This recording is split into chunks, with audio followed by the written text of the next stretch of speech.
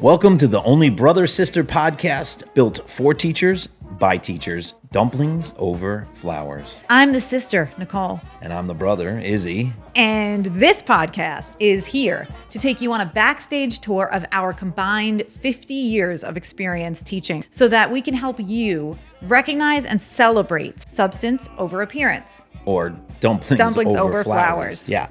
Well, Waterman, spin the wheel.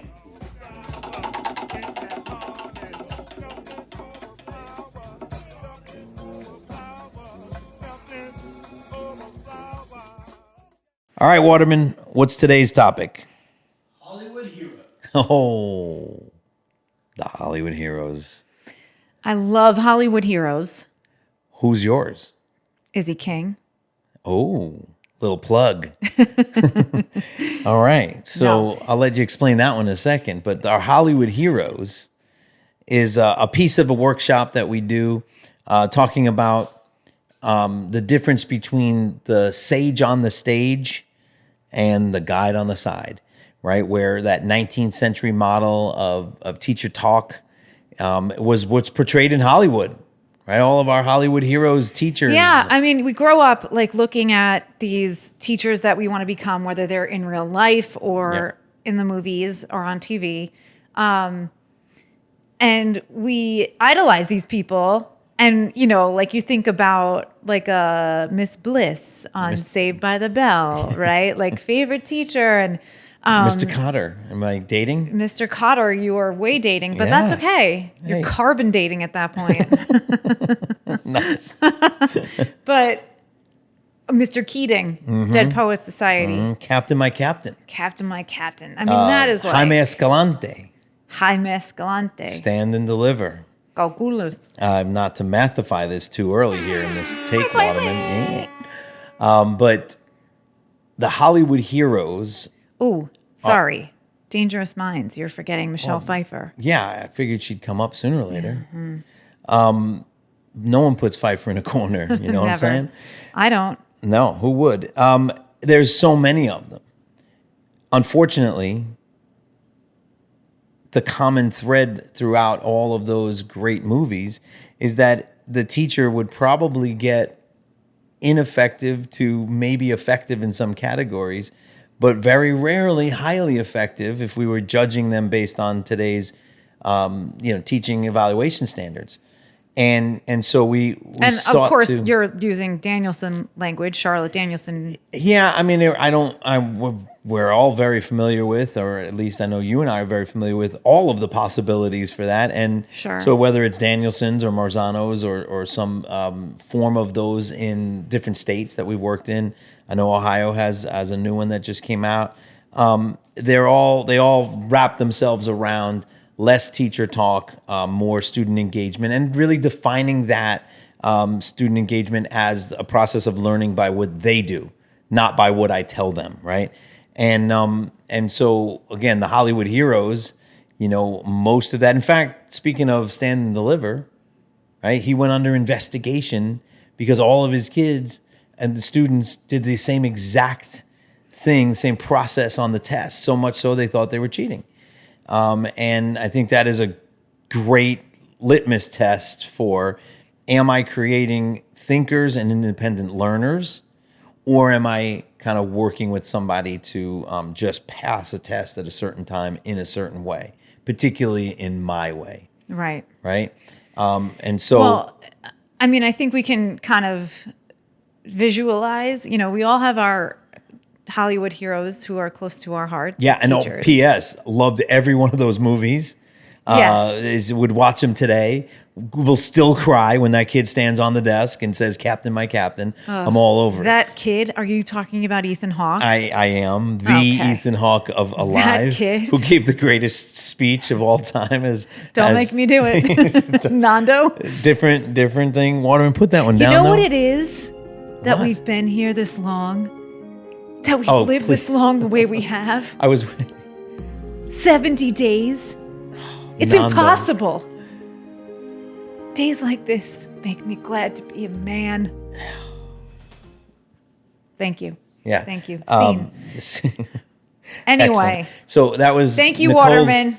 That was Nicole's Nando from Alive. If you haven't gotten a chance to see it, go to your local Blockbuster and get it. I would recommend on Beta. VHS. Oh. Yeah. You'll have to get Stand and Deliver on beta for thank sure. Anyway, just download it on YouTube. So That kid, I can't. the kid, Yeah. right? So Well, listen, I'm saying this. Of course, we all have our favorite special Hollywood heroes, but if I could just ask our devoted fans. yeah, Picture yours. put it in a chat of some sort. That would be fun. Yeah, that would be fun. Maybe But there's probably we like don't have 20 new that. movies since we even have thought this through. Of course there that is. have come out and that we don't even know about. They're all on virtual reality goggles. Give me your teacher. Yeah, give me your best teacher movie. Particularly your Hollywood hero. A lot of them were inspiring. Again, I'm poking fun, so to speak, at the concept, and that's going to be the topic of this, since that's what the wheel said, and Waterman confirmed. But it's the difference between teacher talk and student action, right? And that's a super highly critical and important distinction, and something that we need to strive for. Well, let's However, think about we this. love those people. We love those people. So my first question, is there a time for that? Of course there's a time for that. Think about this. When you are visualizing Okay. your Hollywood hero, Go on. of course we know Captain Mike, Mr. Keating is like this really larger than life Robin Williams, right? Yep. Character. I'm going to stick with that because he's pretty universal.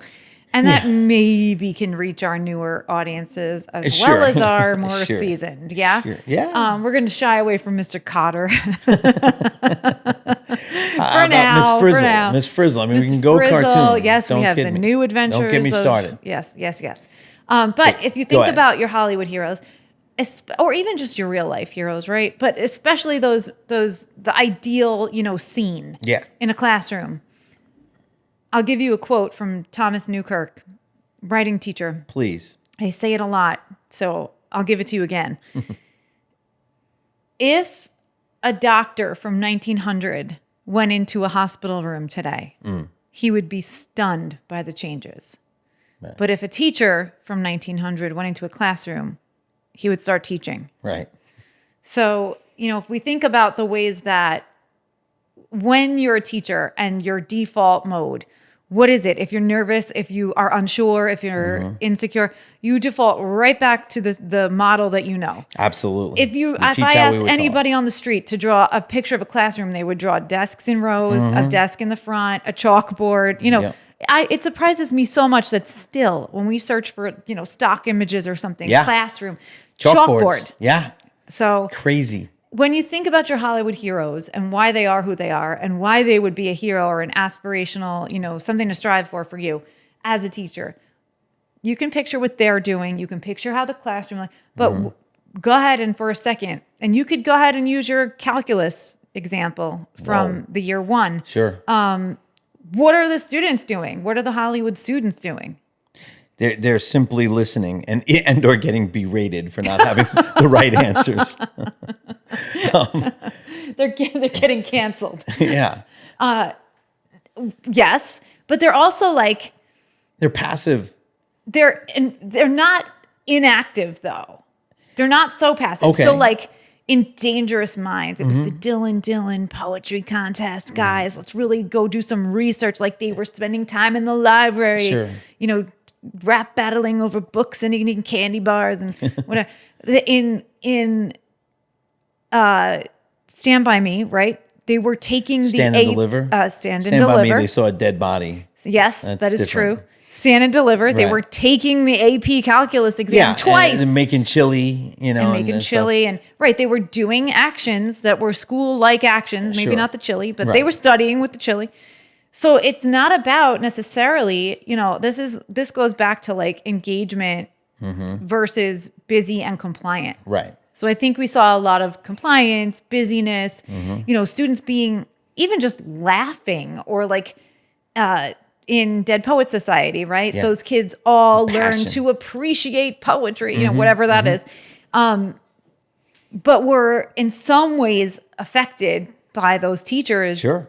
that in a way that caused them to do something. Well, let's talk about that in regards and by comparison to a scene that we use in our workshops from The Wire.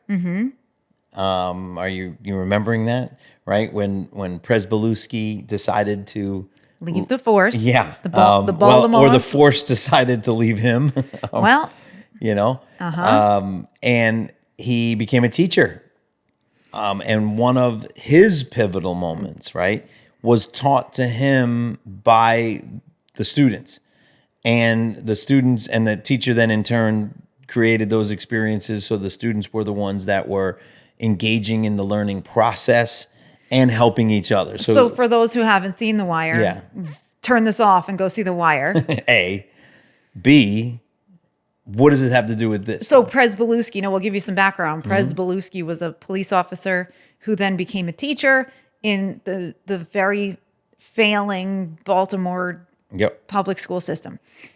Kids were everywhere, going crazy. Nothing, no learning was happening. No good things. We're not saying they're failing. We're saying that the show the was purpose of The depicting Wire that. was to shine Yeah. light on the failing systems. Sure. And the school system was the focus of the fourth And my season. friends out in Baltimore that want to engage with our product and stuff, give it a little shout out. We love you. Yeah, I mean, we're here for you too. However, in the show, Presbalewski's met with like these impossible conditions, and it's even if it's a little bit, exaggerated, whatever. The point is, Only a little. you can't just walk into a classroom and do the thing where you stand in the front and give them books and tell them to do page That's right. 87. It was that failed. That had to fail first before then he found his footing doing something that, he was using his like street smarts and knowledge of the kids from being a cop and all that to engage them in making meaning through what they were doing. Right. So there's step one, right? Making meaning. So when we talk about defining student engagement or rigorous instruction, we see that as being synonymous. Agreed, right? That's our working Yeah, for sure. definition. And the first piece of that is what you just mentioned, making meaning. Who's making the meaning? Right. You know, Right. and so that goes back to that show and tell. Am I demonstrating this to you? I like to use the example of driving a car. I have a very new driver in my house, 16-year-old daughter. You've been saying that every year for... Well, I have 5 children. Yeah. All right. So it you happens. always have a very new driver. Whatever. And I got one left, right? But this one and all of them, I have 2 cars, that I've worked very hard to acquire. Yep. That stuff doesn't get lost on my wife and I, that this doesn't come easy all the time. And if it did, we would still respect the moment. And I happen to like my cars. P.S. Sure. Right? It's something I like. And if I were to tell my daughter how to drive, I would not give her the keys to my car. Right. Either of them or any, because 2 things. 1, I like my car, but 2, I like my daughter. Right. She's not prepared for that moment. I mean, maybe I should reverse that order, but I'm not 1, gonna. I like I'm gonna my car. stand on that. 2, I like my daughter. Yeah. And so no, it's not enough to tell. There's no meaning to her until it's experienced. Yeah. Right. And then how do I get them to experience that? And that leads us to our second point of what it means for us to have a rigorous and engaging learning environment. And that is to persist through a struggle with multiple opinion options or multiple solution pathways if you want to mathify something. And so now I can take that analogy a step further and say, here I am not just telling her how to drive, but now I'm also going to demonstrate. Right. And so what I do before, putting them behind the wheel is I want to see and I want to talk to them about experiencing what I'm experiencing. So you're modeling, right? You're doing Sure. And I'm modeling every step of the way, but more than that, and there's a little plug on modeling, it's not enough for me to just model and tell them because I'm back to the same thing, just doing it a little better. It's about me saying, what do you see me doing?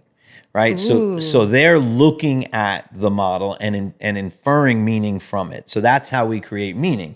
And that first piece, right? Number 1, Bing, create meaning. Second, persist through a struggle with multiple pathways, multiple opinions. And maybe in that case, it's multiple reps of demonstration. And then I still wouldn't give him my keys. You know, you mentioned, I think last episode, that you have a Tesla because you're rich. And, Right, yep. And so, The views expressed in this podcast are not necessarily the views. and so, you know, you would not give them the card to your Tesla. No, I sure wouldn't hand Just by over my telling card. them how to drive or demonstrating to them how to drive. Certainly right? not to my 7-year-old, no. Granted. Or I wouldn't do my 16-year-old. And again, I know we're pounding this meaning down because this is today's episode. This is teacher talk versus student engagement, and student engagement as defined by making meaning Internalizing it. and internalizing it. Awesome distinction. Then taking that meaning, taking that voice, and adding it to others to round out and to really have a chance to gain multiple perspectives. Because back to the driving analogy, the first thing I do is bring her to a parking lot, empty.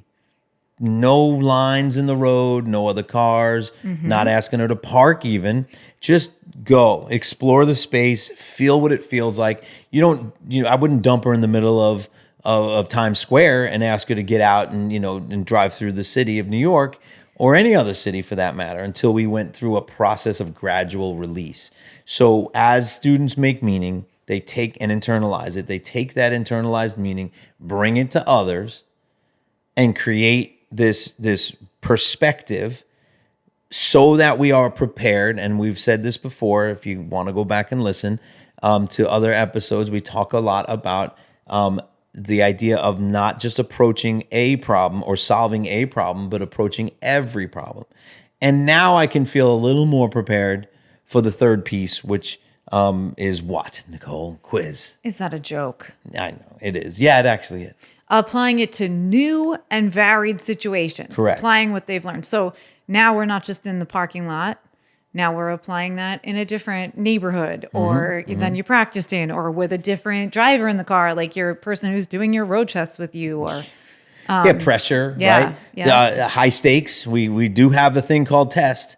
It's in our world, it's a genre like any others. As my great younger sister once said, it's the genre of test, and there's a nuance to it. There's a way to approach a test and differently than other different forms of learning and action. And so back to the three-pronged example, though, we're talking about making and internalizing meaning of the content. Taking that meaning and applying it together, persisting through a struggle, a productive struggle in some way, shape, or form, so that I can gain multiple perspectives and then be able to apply this meaning and this idea and the understanding I have to new and varied, right? That was the wording that you used. new and varied. Varied situations. And I think that's where what we don't see happen with the Hollywood heroes, right? Right. We see inspiration, we see motivation, we see Yeah. warm fuzzies, and we may even see some internalization of meaning. But as far as multiple perspectives, multiple pathways, and then certainly application to something new, Correct. we Yeah. sometimes fall short. Yep. And so one of the things I want to bring out about Presbalewski is, and Nicole, maybe you can finish, why we looked at that scene and feel like that's the one, So Presbalewski, who is now, unsure what to do in his classroom because he's now failing, had to figure out how to make the material relevant to his kids. So he was teaching probability. You mathified me. Look what you did. Teaching probability. Correct me when I go, I go wrong. You're on it. And because, these kids come from the streets of Baltimore where they're shooting dice all the time and, betting in the alleys and all that. Yeah. He was using different application. that to teach them probability. So they were shooting dice in his classroom. And he had a bunch of different, stations of different ways to do that. And Using Monopoly money or some sort of fake money. Right. But they were, he could easily say, to one of the kids, like, hey, Michael, what what should you do here? You know, like what's the probability you're going to get a 6 or a whatever? Yep. And they could tell him, you know, based on, and they were motivated. And it wasn't that he was this grand, inspirational caricature of a personality that is Right. teacher, Right. although we love that too. Sure. Yeah. And there's a time and place, and That crazy coupled with- trained yep, teacher, yep, there he yep, is, yep. you know, great. He wasn't pulling them out of their circumstances and applying them in a new situation like we see a lot of Hollywood heroes doing.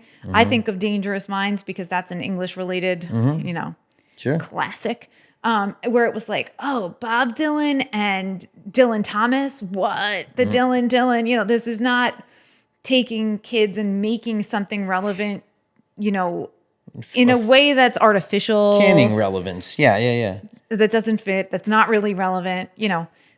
It's more about like It's relevant to that moment. It's not relevant to a connection that they're going to live with for the rest of their lives, right? right, and it's not a connection that they would make. Right. It's relevance to the teacher. You know, saying like, hey, look, guys, here's this I love thing this. I Now have you love it too. that you know? I know that Yeah. I'm going to tell you, you know, Dylan and Dylan, right? But in The Wire, it was he knew already what was relevant and important in their Yep. lives, and was, you know, a way to think about not just Relatable too, right? I mean, it's and not just maybe like a social, you know, currency or relevance, but an actual currency. You know, they were pretty dependent on like the outcome of those dice games, Sure. right? So that's the difference between when you're looking for those models in Hollywood or wherever, really, right? Like if you're looking for any kind or of inside mentor. your own building if you're Right. observing some peers and It's not to look at the hero of Hollywood as the teacher, but to Right. look at what the kids are doing. Yes. So a couple of things there. One is a quote we use from Albert Einstein all the time, which is, I don't seek to teach, but I seek to create the conditions by which my kids can learn. So Presbalewski created the conditions by which the kids can learn. And this last piece of the puzzle, I think the highest piece, Nicole has referenced in this podcast before, the idea of fourth space and reflection. And in that work, she has recreated Bloom's taxonomy. And just, I'd love you to tell people a little bit about that, because I want to then pick up back with Presbalewski and that same scene after you go through that. Yeah, so the idea is a framework for reflection, self-reflection in different areas. So on your own developing identity as a teacher, on the different ways that you are coming into contact with different cultural, social, political contact zones and how they're clashing with each other, social emotional learning.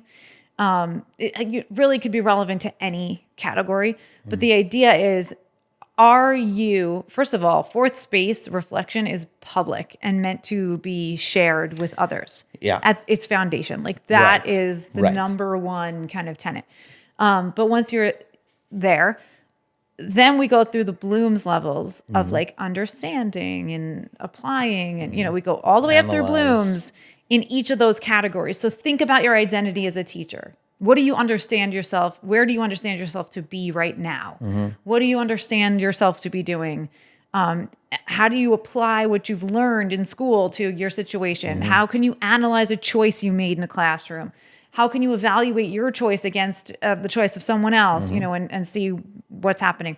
And then out of all of that, how do you create maybe a new action or a new goal or a new idea?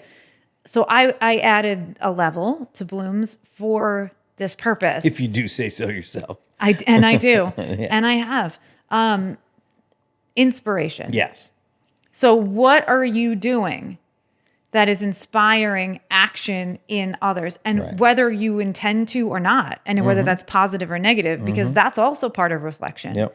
Am I doing something that's going to inspire a negative action from someone else? Yeah, so the smile that ended the scene that we're talking about back in The Wire was the fact that that the teacher created these conditions for the kids to make some meaning, making it relevant, making it experiential, giving them then the opportunity to to collaborate together on that in such a way that the student who was out, I think they were expelled or suspended or whatever, only learned it Yes. from the other student. Yes. And then and he said, no, whatever it was in the scene, it was no, it's got to be, this, because 7 is the number that is most probable when you roll 2 die. And of course the teacher looked at the Michael who was giving the explanation, and they shared a little smile, and it could have been an 80s freeze frame moment, but it wasn't,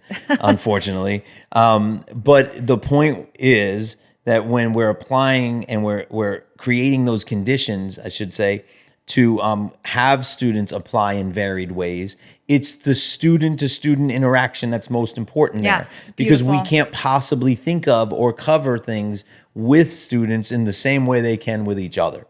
So like we started with, all the evaluation tools in teacher world that we've ever seen have resulted in highly effective categories that sound like we're making little teachers out of students. And it's because we are. And that is the point. Yeah, we're And it's making not- little Hollywood heroes. Yeah, and so something that probably wrangles up a few feathers or ruffles even some of those feathers in my math people when I'm speaking to groups, particularly in the STEMs and math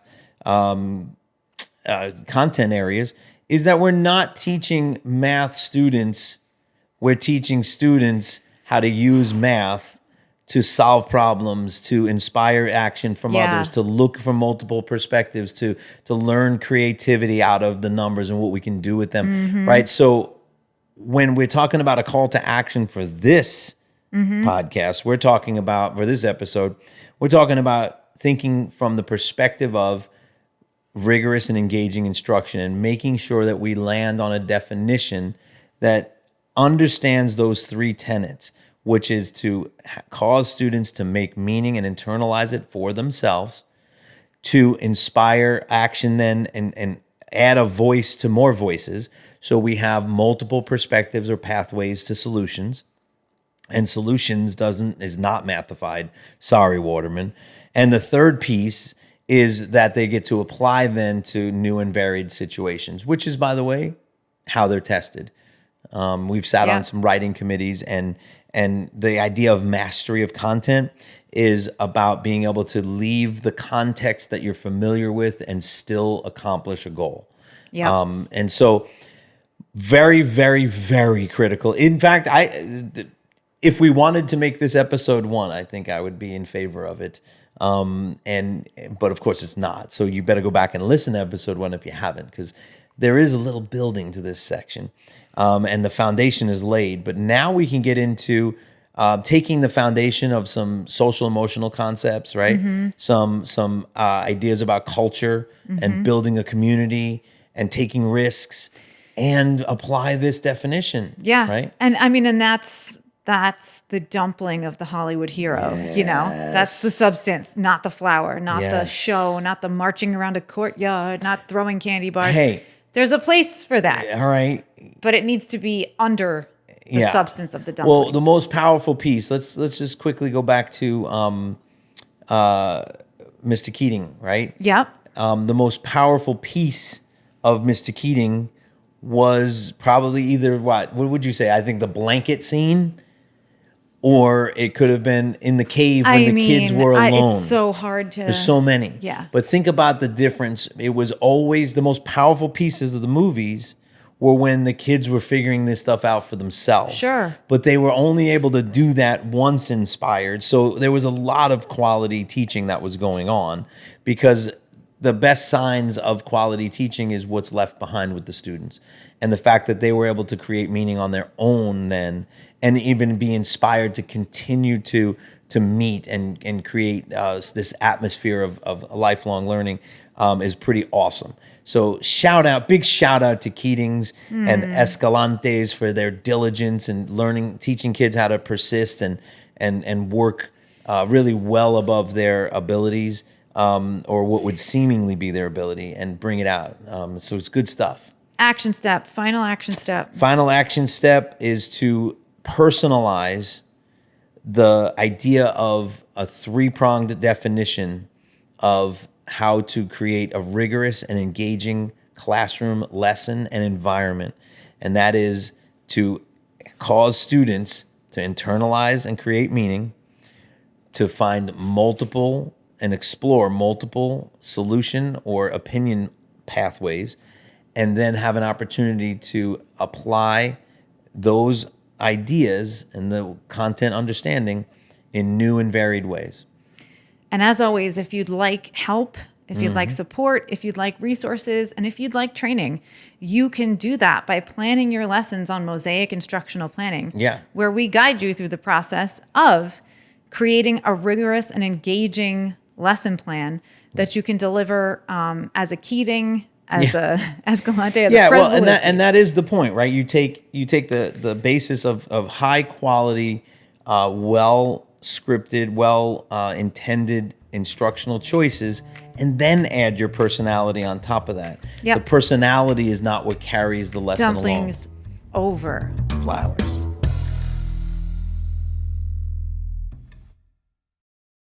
Hey everybody, this is the unseen but ever-present Waterman. Thank you for listening to Dumplings Over Flowers. Our current plan is to have new episodes every other week, so be sure to subscribe to the show on YouTube or follow us wherever you listen to your podcasts. You can find us on YouTube or on social by searching Dumplings Over Flowers or @DumplingsPod. That's @DumplingsPod. Also, don't be afraid to leave a comment on our YouTube channel. Your comments, questions, or stories may very well inspire the conversation in our next episode. If you would like to know more about our cloud-based lesson planning platform, you can visit mosaicip.com. Once again, thank you for listening. We'll see you next time.